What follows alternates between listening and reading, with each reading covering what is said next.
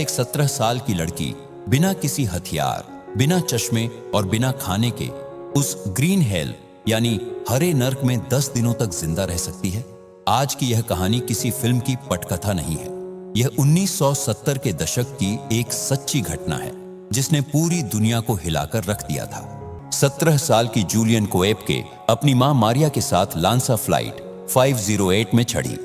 Julian के पिता पुकाल्पा के घने जंगलों में एक रिसर्च स्टेशन चला रहे थे और मां बेटी बस वहां पहुंचकर क्रिसमस की छुट्टियां साथ बिताना चाहती थी। जहाज में कुल 92 लोग थे। शुरुआत के 40 मिनट सब कुछ शांत था। एयर होस्टेस सबको जूस परोस रही थी। लोग आपस में हंस रहे थे। लेकिन जैसे ही प्लेन अमेजन की सीमाओं में दाखिल हुआ, कुदरत ने अपना असली और खौफनाक रूप दिखाया। शीशे के बाहर का नजारा अचानक बदल गया। जो थोड़ी देर पहले आसमान नीला था, वह अब पूरी तरह काला हो चुका था। हजारों टन का वह लोहे का जहाज हवा में कागज की नाव की तरह डगमगाने लगा। जूलियन ने शीशे से बाहर देखा। बादल इतने घने थे कि पंख तक दिखाई नहीं दे रहे थे। अचानक प्लेन एक ऐसे तूफान की चपेट में आ गया जो मौत का पैगाम था। एक तेज चमक के साथ बिजली कड़की और सीधे दाएं पंख के ईंधन टैंक पर जा गिरी। जूलियन ने अपनी मां का हाथ कसकर पकड़ लिया। मां का चेहरा बिल्कुल सफेद पड़ चुका था। उन्होंने कांपती हुई आवाज में कहा, अब सब खत्म हो गया। ये जूलियन की मां के आखिरी शब्द थे। इसके बाद एक जबरदस्त धमाका हुआ और प्लेन के परखच्चे उड़ गए।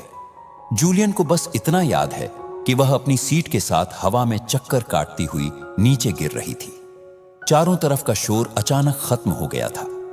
अब सिर्फ तेज हवा की सनसनाहट थी। वह बादलों को चीरती हुई नीचे गिर रही थी।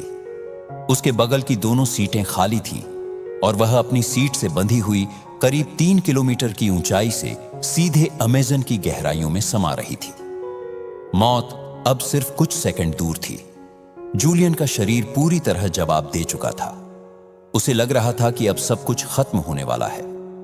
लेकिन उसे क्या पता था कि असल नरक तो अभी जमीन पर उसका इंतजार कर रहा था। जब जूलियन की आंख खुली तो उसे लगा जैसे वह किसी डरावने सपने से जागी हो।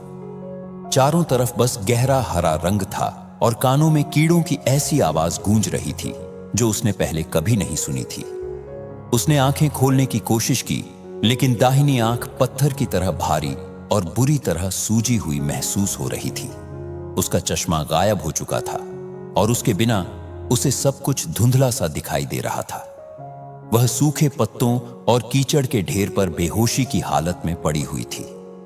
पेड़ों की घनी झाड़ियों और टहनियों ने गिरने की रफ्तार कम कर दी थी और इसी वजह से उसकी जान बच गई थी। होश आने के बाद जो उसने देखा वह मौत से भी ज्यादा डरावना था। कंधे की हड्डी टूटी हुई थी, हाथ पर गहरा जख्म था और पैर पूरी तरह छिले हुए थे। उसे बस अपना पूरा शरीर दर्द से तड़पता हुआ महसूस हो रहा था। घबराकर उसने अपनी मां को पुकारा, मम्मी, मम्मी, आप कहां हो? लेकिन जवाब में मिला तो सिर्फ अमेजन का खामोश सन्नाटा। वहां बस कीड़ों की आवाज थी और दूर कहीं किसी जंगली पक्षी की ऐसी चीख सुनाई दे रही थी मानो कोई इंसान रो रहा हो। उसी पल जूलियन समझ चुकी थी कि वह अब इंसानों के बीच नहीं बल्कि मौत के इलाके में फंस चुकी है। रेंगते हुए वह प्लेन के मलबे तक पहुंची। वहां उसे कुछ मिठाइयां मिली जो अगले 11 दिनों तक उसका इकलौता खाना बनने वाली थी। उसका गला प्यास से पूरी तरह सूख रहा था, लेकिन आसपास पानी का कोई निशान नहीं था। सिर की चोट की वजह से उसे बार बार चक्कर आते और कई बार वह होश खो देती। सबसे बड़ा डर यह था कि कहीं कोई जंगली जानवर उसे इसी हालत में अपना शिकार न बना ले। अचानक झाड़ियों में हल्की सी सरसराहट हुई। जूलियन का दिल जोर जोर से धड़कने लगा। उसे लगा कोई उसकी तरफ बढ़ रहा है। एक पल के लिए उसके मन में उम्मीद जगी। क्या उसकी मां उसे ढूंढते हुए आ गई है या फिर कोई जंगली जानवर उसकी तरफ आ रहा है? डर के मारे जूलियन ने अपनी सांसें रोक ली, लेकिन वहां कोई नहीं था। वह सिर्फ उसका वहम था जो उसे धीरे धीरे पागल बना रहा था। अब उसे साफ समझ आ गया था कि इस घने जंगल में वह पूरी तरह अकेली है। लेकिन असली मुसीबत तो अब शुरू होने वाली थी। जो दर्द अभी तक सिर्फ बाहर था, वह अब उसके शरीर के अंदर फैलने लगा था। चौथे दिन तक जूलियन के पास जो मिठाइयां थीं, वे पूरी तरह खत्म हो गईं। पेट में तेज दर्द होने लगा, जैसे कोई अंदर से मरोड़ रहा हो। लेकिन भूख से भी बड़ी मुसीबत वहां की गंदगी और भारी उमस थी। अमेज़न की हवा में इतनी नमी होती है कि छोटा सा घाव भी बहुत जल्दी खराब होने लगता है। जूलियन ने अपने हाथ के उस जख्म को देखा जो प्लेन क्रैश में लगा था। वहां मक्खियों ने खुले मांस के अंदर अंडे दे दिए थे। अब जूलियन ने जो देखा उसे देखकर किसी की भी रूह कांप जाए। उसके मांस के अंदर सफेद रंग के छोटे छोटे कई कीड़े रेंग रहे थे। वे कीड़े उसे जिंदा खा रहे थे। उसे अपने हाथ के अंदर कुछ चलता हुआ महसूस हो रहा था। वे कीड़े अंदर ही अंदर रास्ते बना रहे थे। जब वह अपनी उंगलियों से उन्हें निकालने की कोशिश करती तो दर्द के मारे उसके मुंह से चीख निकल जाती, क्योंकि वे कीड़े और अंदर घुस जाते थे। उसे लगने लगा था कि वह पहले ही मर चुकी है और कीड़े उसे जिंदा रहते हुए ही खाना शुरू कर चुके हैं। अब उसकी हिम्मत धीरे धीरे टूटने लगी थी। उसे अजीब अजीब चीजें दिखाई देने लगीं। रात के अंधेरे में उसे लगता कि उसकी मां पास बैठकर लोरी सुना रही है। वह मुस्कुराकर हाथ बढ़ाती, लेकिन वहां सिर्फ गीली मिट्टी, नुकीले कांटे और रेंगते कीड़े होते। उसे लगने लगा कि भगवान उसे भूल चुके हैं और वह इस नर्क से कभी बाहर नहीं निकल पाएगी। जूलियन का मन कह रहा था कि यहीं लेट जाए और सब कुछ खत्म होने दे। उसे लगने लगा था कि अब लड़ने का कोई मतलब नहीं बचा। लेकिन तभी उस गहरे अंधेरे में उसे अपने पिता का चेहरा याद आया। उसे जंगल के बारे में दी गई उनकी पुरानी सीख याद आई। जूलियन ने अपने आंसू पोंछे और रेंगते हुए एक बार फिर आगे बढ़ने का फैसला किया। जूलियन ने चलना शुरू किया। उसे अपने पिता की सिखाई हुई वह बात याद थी, अगर जंगल में रास्ता ढूंढना है तो पानी की धारा के साथ चलो। कुछ दूर आगे उसे एक छोटी नदी मिली, लेकिन अमेज़न की ये नदियां जिंदगी नहीं बल्कि मौत की ओर ले जाने वाला रास्ता साबित होती है। उस पानी की काली सतह के नीचे ब्लैक केमैन छिपे बैठे थे। ये ऐसे मगरमच्छ होते हैं जो एक ही झटके में इंसान के 2 टुकड़े कर सकते हैं। वहां ऐसी मछलियां भी थीं जिनके दांत आरी की तरह तेज होते हैं। जूलियन के पास चश्मा नहीं था, इसलिए उसे बस अंदाजे से ही आगे बढ़ना पड़ रहा था। नदी के किनारे झाड़ियां इतनी नुकीली और घनी थी कि वहां से निकलना नामुमकिन था। मजबूरी में उसे पानी के बीच से तैरकर आगे बढ़ना पड़ा। घंटों पानी में रहने की वजह से उसकी खाल गलने लगी, पैरों की त्वचा सफेद पड़ गई और छिलकों की तरह उखड़ने लगी। जब भी कोई मछली उसके पैर से टकराती तो डर से उसका कलेजा मुंह को आ जाता। अमेज़न की रातें सबसे ज्यादा डरावनी होती हैं।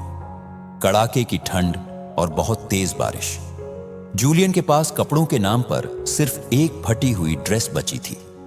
खुद को बचाने के लिए वह कीचड़ में लेट जाती ताकि मच्छर कम काटे, लेकिन फिर भी हजारों मच्छरों का हमला उसे पागल कर देता। एक रात उसने अपने पास 2 पीली आंखें चमकती हुई देखी। अंधेरे में एक जैगुआर उसे ही घूर रहा था। जूलियन ने अपनी सांसें रोक ली और घंटों तक एक लाश की तरह निश्चल पड़ी रही। वह जैगुआर तो चला गया, लेकिन जूलियन का डर अब उसके अंदर हमेशा के लिए बस चुका था। 8वां दिन। जूलियन अब कंकाल जैसी दिखने लगी थी। उसकी आवाज लगभग खत्म हो चुकी थी। प्यास ने उसके गले को रेगिस्तान जैसा सूखा बना दिया था। अब वह सिर्फ शरीर से ही नहीं बल्कि मानसिक रूप से भी टूटने लगी थी। उसे सर्वाइवर गिल्ट महसूस होने लगा। बार बार उसके मन में यही सवाल उठता, उसने अपनी मां का हाथ क्यों छोड़ दिया? क्या उसकी मां भी कहीं इसी जंगल में उसी तरह तड़प रही होंगी? मैं ही क्यों जिंदा हूं और बाकी 91 लोग क्यों मर गए? ये सवाल उसके दिमाग में हथौड़े की तरह लगातार बज रहे थे। अब उसने चलना बिल्कुल बंद कर दिया था। वह बस पानी के बहाव के साथ बह रही थी। उसकी आंखें अंदर की ओर धंस गई थी। उसे लगने लगा कि शायद मौत ही सबसे आसान रास्ता है। तभी उसे आसमान में एक विमान की आवाज सुनाई दी। उसने अपनी बची खुची ताकत लगाकर चिल्लाने की कोशिश की, मदद, मैं यहां हूं। लेकिन ऊपर उड़ रहे पायलट को घने जंगल के नीचे एक छोटी सी लड़की दिखाई देना मुमकिन नहीं था। वह प्लेन आगे निकल गया। जूलियन वहीं कीचड़ में गिर पड़ी और फूट फूट कर रोने लगी। ये वह पल था जब उसने सब कुछ छोड़ देने का फैसला कर लिया। उसने अपनी आंखें बंद कर ली, लेकिन तभी उसे अपने पिता का चेहरा याद आया जो पुकाल्पा में उसका इंतजार कर रहे होंगे। जूलियन ने किसी तरह हिम्मत जुटाई और खुद से कहा, बस एक कदम और। 10वां दिन। जूलियन अब चल नहीं पा रही थी। वह सिर्फ रेंग रही थी। उसके घुटने और कोहनियां छिलकर बुरी तरह घायल हो चुकी थी। तभी उसकी नजर किनारे पर एक नाव पर पड़ी। पहले तो उसे लगा कि यह भी उसके दिमाग का कोई धोखा है, लेकिन नहीं, वह नाव सच में वहां मौजूद थी। पास ही लकड़हारों की एक छोटी सी झोपड़ी भी थी। वहां उसे कोई इंसान तो नहीं मिला, लेकिन एक ऐसी चीज मिली जिसने उसकी जान बचा ली। झोपड़ी के अंदर एक मोटर रखी थी और पास ही एक डिब्बे में पेट्रोल था। जूलियन को याद आया कि उसके हाथ के जख्म में पड़े कीड़े उसे अंदर ही अंदर खा रहे हैं। अगर उसने अभी कुछ नहीं किया तो उसका हाथ हमेशा के लिए बेकार हो सकता था। उसने पूरी हिम्मत जुटाई, पेट्रोल उठाया और सीधे अपने उस सड़े हुए जख्म पर डाल दिया। उस पल जूलियन की जो चीख निकली वह शायद पूरे अमेजन में गूंज गई होगी।